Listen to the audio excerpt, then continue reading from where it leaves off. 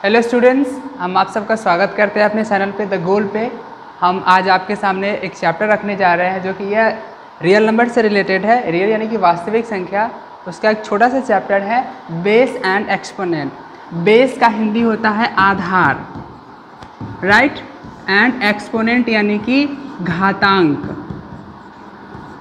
हम आपको इसके बारे में एक छोटी सी चीज़ बता दें कि इस चैप्टर का हमारे अलजेब्रा में बीजगणित में बहुत इंपॉर्टेंस है।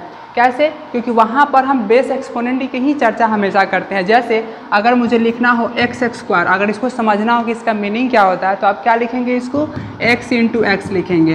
एंड अगर x टू दी पावर -2 है तो फिर इसको क्या करेंगे। तो इन्हीं सभी चीज़ों के बारे में हम बेस एंड एक्सपोनेंट चैप्टर में स्टडी करते हैं। ठीक है, तो आगे बढ़ते हैं इसके बारे में। अब इसकी जगह पे क्या लिखेंगे, इसके बारे में कुछ चीज़ें हैं। जैसे कि आप लिखते हैं 8 इंटू 4 कितना होगा, 32 होगा, डेफिनेटली 32 होगा। लेकिन यही चीज़ें अगर बेस एक्सपोनेंट में आते हैं तो आप क्या लिखेंगे, 8 को लिखेंगे 2 टू दी पावर 3 एंड 4 को लिखेंगे 2 टू दी पावर 2। अब इसको आप ऑपरेशन कैसे करेंगे, तो इन सारी चीज़ों का हम study base and exponent chapter में करते हैं। तो हम वन बाय वन इसके रूल पे काम करते हैं। जैसे हमारा पहला रूल है, रूल नंबर 1 है कि अगर दो नंबर बेस एक्सपोनेंट के फॉर्म में लिखा हुआ है, अब फिर से समझ लीजिए बेस एक्सपोनेंट क्या है। जैसे अगर कोई नंबर इस प्रकार से लिखा हुआ है तो यहाँ पे इसको क्या कहेंगे, बेस कहेंगे, एंड इसको क्या कहेंगे, एक्सपोनेंट कहेंगे, राइट। अब हमारे पास एक रूल आ जाता है, क्या, अब रूल हमारा ये है,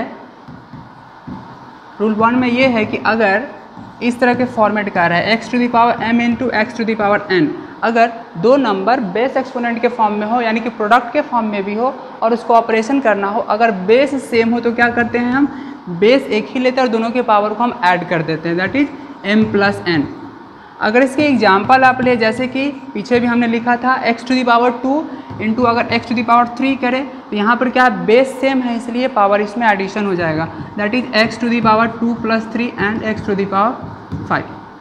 ओके, अब ये पावर माइनस में भी हो सकता है, प्लस में भी हो सकता है। अब इसका आप दूसरा एग्जाम्पल ले ले, x to the power -2 into x to the power 3, फिर इसको क्या करेंगे, तो यहाँ भी क्या है, बेस हमारा सेम है, रूल हमारा यही है, इसी रूल पे हम काम कर रहे हैं। तो ये यहाँ पर क्या है, हमारा बेस सेम है, तो यहाँ भी क्या करेंगे, हम ऐड कर देंगे -2 plus 3 that is x to the power 1, x to the power 1 हो जाएगा यहाँ पे। ठीक है, तो ये हमारा रहा रूल नंबर 1। अब हम रूल नंबर 2 पे बात करते हैं। रूल नंबर 2 क्या कहता है हमारा, रूल नंबर 2 कहता है कि अगर यही चीज़ें जहाँ मल्टीप्लिकेशन के फॉर्म में वहाँ डिवीजन के फॉर्म में अगर आ जाता है तो क्या होगा। जैसे x to the power m divided by x to the power n, इसका दूसरा फॉर्मेट क्या हो सकता है, इसका दूसरा फॉर्मेट हो सकता है x to the power m by x to the power n। अब इसको समझिए, अगर हॉरिजेंटल फॉर्म में रहे यानी कि इस तरह के फॉर्म में रहे तो हम क्या करते हैं, पहले वाले में से दूसरे वाले पावर को हम सब्ट्रैक्ट कर देते हैं, घटा देते हैं, अगर बेस सेम हो और डिवीजन हो तो। उसी तरीके से अगर इस फॉर्मेट में लिखा हुआ है, बटा के फॉर्मेट में लिखा हुआ है, तो यहाँ भी हम लिखते तो वही है लेकिन मेरे बोलने का तरीका ये अलग होता है। यहाँ पे क्या होता है, बेस हम एक ही लिखते हैं, ऊपर के पावर में से नीचे का पावर हम क्या कर देते हैं, सब्ट्रैक्ट कर देते हैं। ठीक है, अब हम इसके एग्जाम्पल के ऊपर अगर बात करें तो x to the power 5 by x to the power अगर 3 है तो क्या करेंगे, दोनों का बेस सेम है इसलिए ऊपर के पावर में से नीचे का पावर हम क्या करेंगे, घटा देंगे, यानी कि x टू दी पावर क्या हो गया, 2 हो गया।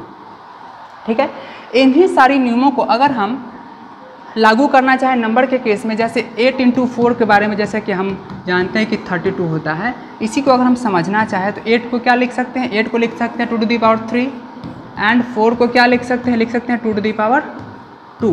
एंड यहाँ भी क्या है, बेस सेम है, तो मल्टीप्लिकेशन में जब बेस सेम होता है, रूल नंबर 1 में हमने देखा था कि मल्टीप्लिकेशन में जब बेस क्या होता है, सेम होता है, हमने पढ़ा था कि मल्टीप्लिकेशन में अगर बेस सेम होता है तो क्या होता है, मल्टीप्लिकेशन में अगर बेस सेम होगा तो क्या होगा, पावर का एडिशन हो जाता है। ठीक है, तो उन्हीं सारी चीज़ों को हम यहाँ देख रहे हैं। यहाँ भी वही होगा कि मल्टीप्लिकेशन में बेस सेम है तो पावर का क्या हो जाएगा, एडिशन हो जाएगा, यानी 2 टू दी पावर 5 हो जाएगा।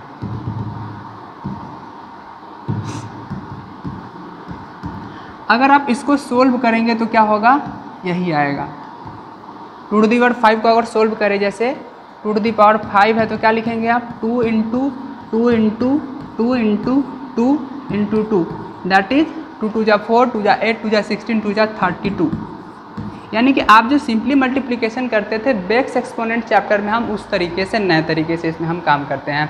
अगर हम इसके आगे वाले पे बात करें, अगर यही चीज़ डिवाइड में होता, जैसे 8/, अगर 4 होता तो हम क्या लिखते हैं, यहाँ पे 2 लिखते। अगर हम इसको पहले चेंज कर दें, 8 को क्या लिखेंगे 2 to the power 3, okay, and इसको क्या लिखेंगे 2 टू दी पावर 2। तो यहाँ क्या होगा, डिवीजन के रूल से ऊपर के पावर में से, बेस इसका सेम है दोनों का, इसलिए ऊपर के पावर में से नीचे का पावर क्या करेंगे, सब्ट्रैक्ट कर देंगे, दैट इज 2, और ये दोनों क्या है, रिजल्ट सेम है। तो इस तरीके से हम बेस एक्सपोनेंट चैप्टर में इन सारे रूल को अप्लाई करते हैं। एक छोटा सा और इसमें रूल क्या है, जैसे कि अगर बेस सेम होने की बजाय पावर सेम हो, बेस अलग अलग हो, जैसे x to the power m into y to the power m है, तो यहाँ पे कोई ऑपरेशन नहीं होता, बट इसको एक सिस्टमेटिक तरीके से, अच्छे तरीके से आप क्या लिख सकते हैं, x y to the power m लिख सकते हैं। यानी कि अगर इस तरह के फॉर्मेट में लिखा हुआ है तो उसका मीनिंग आप सीधा समझ लीजिए कि हम ऐसा लिख सकते हैं, यानी कि x का भी पावर m हुआ और y का पावर भी m हुआ। यहाँ पर क्योंकि मल्टीप्लिकेशन है तो इसमें अभी इसमें मल्टीप्लिकेशन हो गया। यही सारी बातें अगर डिवीजन के केस में भी हो, x to the power x y to the power अगर m है तो आप क्या लिख सकते हैं, ये पावर ऊपर भी होगा एंड ये पावर क्या होगा, नीचे भी होगा। इसके वाइस वर्सा भी क्या कर सकते हैं, आप बात कर सकते हैं, दोनों एक ही बात है। तो हम सुविधा के लिए इस तरह के फॉर्मेट का इस्तेमाल करते हैं। फिर मिलेंगे।